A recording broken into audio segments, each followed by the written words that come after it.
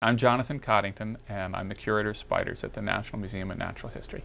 Okay, so photography wasn't essential for most of the history of spiders. What people did to study spiders was they would look through microscopes and draw them. They'd draw the parts that were interesting, and so it was a form of art, really. It was scientific illustration. But what we were missing was that spiders make webs, and the webs are specific to the sort of spider that makes them. And the whole way they interact with the world is designed in the architecture of their webs.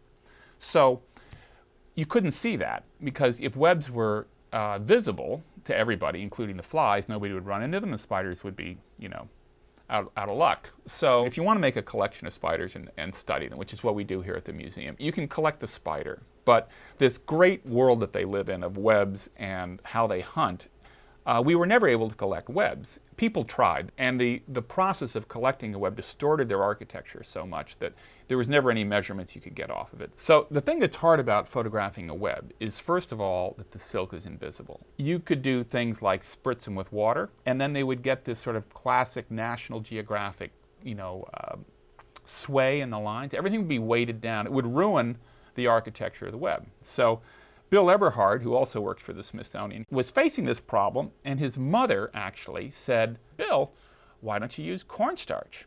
And it was like this eureka moment, and it's changed the history of the photography of webs. Photography became a way to document this aspect of spiders that we couldn't capture in any other way. So people started off with photography, taking pictures with pretty large format cameras. And then invention of the 35mm camera, that was, I guess, in the early part of the 20th century, that changed it a lot.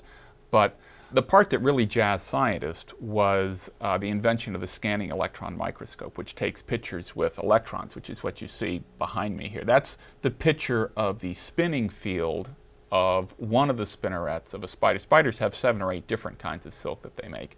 And what the scanning electron microscope did was it enabled us to have essentially infinite depth of field. The thing that is new on the block, and it is even more radical, I think, at least it's exciting to be doing it now, is stacking software.